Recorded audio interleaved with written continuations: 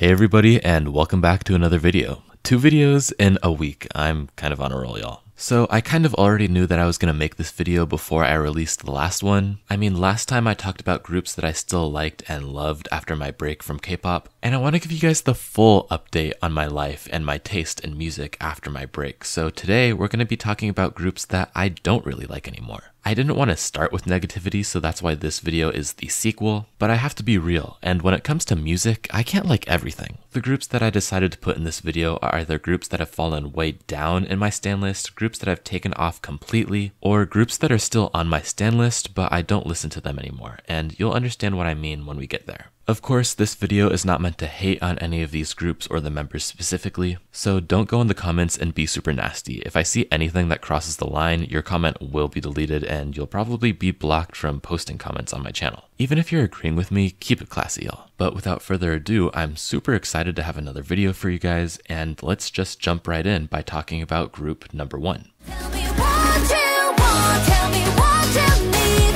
Ain't you see the So unfortunately, first we're going to be talking about Twice, a group that I do still really care about when it comes to the members and nostalgia, but not one that I've been going to recently when it comes to music. Now, when Twice first renewed their contracts, I was completely surprised. I was really doubtful of some of the members' desire to stay active in the idol industry, and sort of thought that JYP Entertainment was going to choose to stop promoting the group in favor of their juniors in the company. And I mean, that second part was partially true, but the group did end up renewing after 7 years and have remained pretty active since then. Unfortunately, at least for me, after Twice renewed their contracts, I haven't really clicked with their new music the way I did with their older stuff. Talk That Talk was alright, definitely their best post-renewal single, however it falls on the lower quarter of my Twice title track ranking, and the only other song on that EP that I enjoy is Basics, which is like a 10 out of 10 to be fair, but it's also Twice's only 10 out of 10 since renewing in my opinion. And after Talk That Talk and Basics, my enjoyment of post-renewal era Twice unfortunately ended. I've listened to both the Set Me Free and the One Spark EPs multiple times just to see if I would change my mind, but I genuinely don't enjoy any of the songs on either of those two projects enough to save them or put them on one of my playlists. It's a shame because Twice used to have some of the best singles in the industry and would have at least one really good album every year or so, but most of the main melodies in their recent music have lacked memorability in my opinion. One Spark and Set Me Free both felt underwhelming, and the B-sides ranged from forgettable to straight up bad. And this perceived decline in quality really upset me because I was so excited to see Twice explore a more mature and adult sound, and thought they could have brought a really unique flavor to K-pop as a whole. Right before they renewed, Twice was on a hot streak with Alcohol Free, The Feel, Scientist, and we could even throw Cry For Me in there as one of their good mature tracks. But again, none of their newer stuff has topped any of these songs for me, and because of that, Twice has essentially fallen off my stan list completely. However, the exception to basically everything I've said here are Nayeon and Jihyo's solo careers. Although Nayeon's debut was pre-renewal, her newest album sounds extremely promising based on the highlight medley, and Jihyo's solo debut definitely bodies any of Twice's releases from 2023 to 2024. I'm not a solo stan, so I'm still going to tune into and look forward to what the full group does in the future, but my expectations are way lower than they used to be.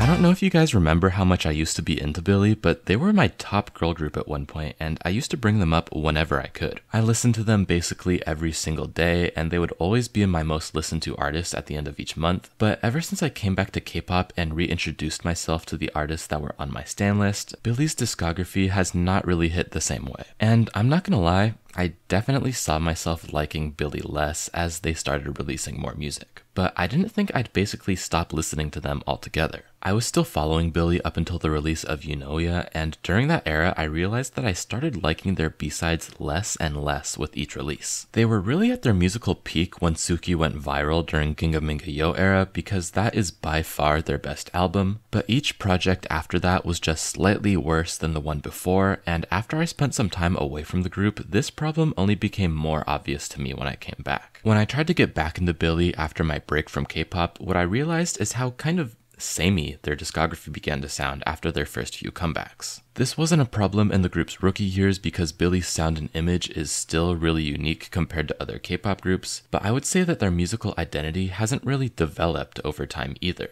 What I mean by this is that there's sort of a formula to Billy's albums that I started to recognize, and let me explain what this formula looks like. Starting off, every Billy project has a unique lead single that is completely different than any of the group's previous title tracks, which I consider to be a really good thing so that each era is distinguishable from one another. However, the repetitiveness starts to be apparent when you look at the B-sides. Typically, Billy's albums include a B-side that is somewhat jazzy and funky with light vocals and a groovy bass line. These songs have a really dreamy feeling and typically have noticeable beats that are heavily emphasized in the chorus. Let me play some examples. 계속 걸어가 태양이 등진 채 나를 향해 이름 모를 sign 내 주위를 둘러싼 so extra so 지금 내 이름 너는 너무. And don't get me wrong, each of these songs are good individually, but when you get a song that sounds just like it in basically every single comeback, it gets old really fast. And it's not just with this one type of song either. They also have fast-paced and rap-heavy electronic tracks, chiptune tracks, R&B pop fusion, and ballads. And this is a pretty cool variety of genres, but we see them in every single album. And because of this, Billy's discography as a whole to me has aged pretty poorly. I'm still rooting for them, but I would like to see some more innovation in their future B-sides.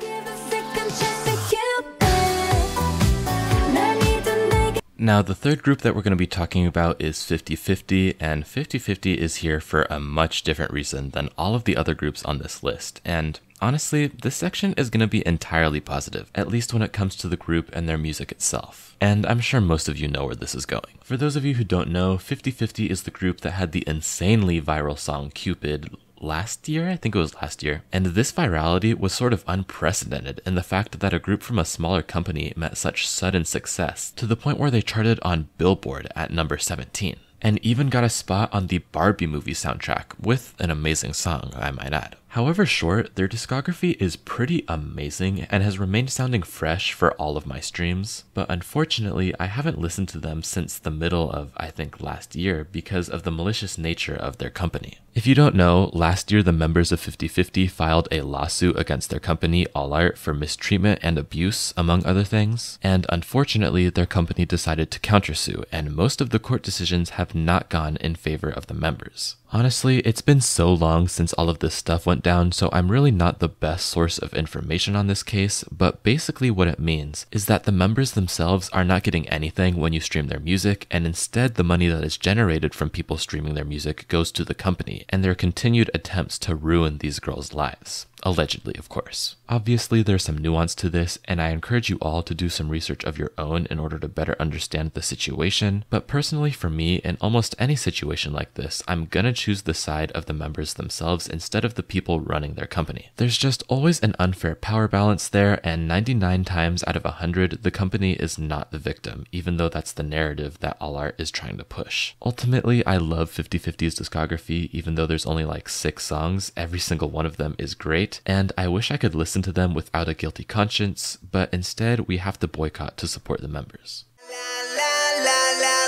Just feel the rock, feel the rock. The next group I decided to include on this list is Stray Kids, another group that I've gone back and forth on so many times over the years. Stray Kids has gone on and off my stan list more times than I have fingers during my past few years as a K-pop fan. But currently, they're comfortably sitting outside of my stan list because of their recent string of releases. The last time I really stan Stray Kids was during Thunderous era, and during this time I was a pretty big fan. I had just recently gone through the group's discography and found a good amount of fun pop tracks like Awkward Silence and Spread My Wings, some really cool EDM in Backdoor and Cheese, and a bunch of high energy rap tracks that I loved too. However, I haven't enjoyed any of the group's recent releases, which has made them fall out of my good graces. Their 2 recent Korean title tracks in particular, S-Class and La La La La, were too obnoxious for me to find any real enjoyment in, with their almost comical sounding choruses and middling verses. I hate to really dog on Stray Kids' music because a lot, if not all of their stuff these days is self-produced by the members themselves, but I do think that the fast-paced nature of the K-pop industry has really forced the group to focus on quantity quantity over quality when it came to their 2023 run. And I'm honestly pretty glad that they haven't had a full Korean comeback yet in 2024. They're releasing their next album/EP on July 19th, and I'm really looking forward to that comeback because there's been a lot more time to work on this one compared to their previous releases. So hopefully there's less fatigue and burnout affecting the quality of their music this time around. I mean, when a K-pop group is self-produced, that adds the responsibility of making 12, 15, maybe 20 songs a year, in addition to all the time commitments that come with being an idol. So I honestly think it might be better for Stray Kids as a group to focus on maybe one big comeback with a full album a year rather than releasing multiple EPs and singles. To end this section on a more positive note, I enjoy that Stray Kids are pursuing a more unique and recognizable sound. I think it's so important to stand out in the K-pop industry, and I hope that with more time between releases that their July comeback will also have more polish and charm to really check every box.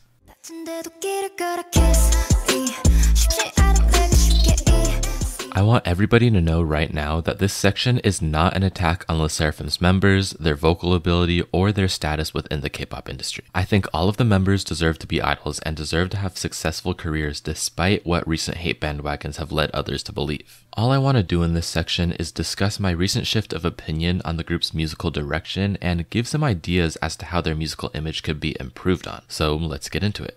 Honestly, up until Unforgiven era, I don't have any grievances with LE SSERAFIM's music. Their first two EPs were pretty flawless in my eyes, and I love the rebellious supermodel image that the group has. Some of my all-time favorite songs come from this group's earlier work, such as Impurities, The Great Mermaid, and Anti-Fragile, but the only song I've really loved from LE SSERAFIM within the past 2 years has been Eve's Psyche and the Bluebeard's Wife. In my opinion, the Unforgiven album was really messy, with inconsistent and lower quality tracks that aged pretty poorly. I mean, I haven't had a desire to listen to Flash Forward or Fire in the Belly since 2022. Their collab song with Overwatch called Perfect Night was alright, but again, it got boring pretty quickly. However, the album I have the biggest problem with in LE SSERAFIM's catalog is the Smart/Easy album. With Swan Song being the only track out of the 5 that I have saved, I feel like this entire album was trying to replicate the effortless and chic energy of their first 2 EPs without any of the polish or quality. Easy and Smart lean heavily into the trap R&B and Afrobeat genres respectively, and neither of these sounds feel genuine or comfortable for the girls. I enjoy when K-pop groups branch out and try new things with their music, but both of these songs almost feel like caricatures of the genres they're trying to emulate, and really lack charisma and memorability. If I was to choose a direction for LE SSERAFIM to go with their music, I probably would have done something similar to Easy, honestly. I think they had the right idea by going into trap, but I would have preferred something with more melodic instrumentals to accompany the heavy percussion and bass. If they leaned into a more orchestral sound, something like Positions by Ariana Grande with heavy string-based instrumentals, I think they really could have had something going for them. But because of Easy's low complexity instrumental, the track feels boring, and I think their creative directors need to remember that you can be minimalistic without being lazy when it comes to music.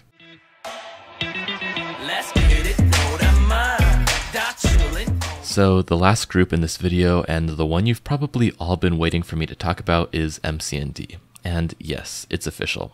I don't like them as much as I used to. I'm not gonna lie, I'm not gonna hold any punches. I still like all the members, but I really have not been listening to them at all since I came back to K-pop. And to start off on a more positive note, I really only blame the company. MCND has had 1 comeback per year since 2022, with only 3 EPs released total in the last 3 years, which is crazy considering they had 3 releases in their debut year alone. One thing that's really important for me when it comes to K-pop groups I like is consistency. Despite what I've said in this video, I can handle a bad release or 2 from a group I enjoy, but they have to be able to redeem themselves with a better release in the future. When you only have 1 release a year, if you have 2 bad albums in a row, that's 2 years of disappointment. And why should I, as a fan, continue to say that this is my favorite group if I've just been disappointed for like 2 years? That doesn't make any sense to me. And regarding why I don't like their recent releases, everything MCND has put out in the past couple of years has felt so low budget. Their last album especially had B-sides that felt like they came straight out of some 15-year-old SoundCloud account in the worst way possible. Bad mixing, bad bars, and bad beats. And the worst part is that the company bought these songs for MCND. Most of the tracks weren't self-produced, weren't self-written, they were hand-selected by the company because they thought these songs were good enough to be on an official release. As a long-term fan, it's honestly insulting.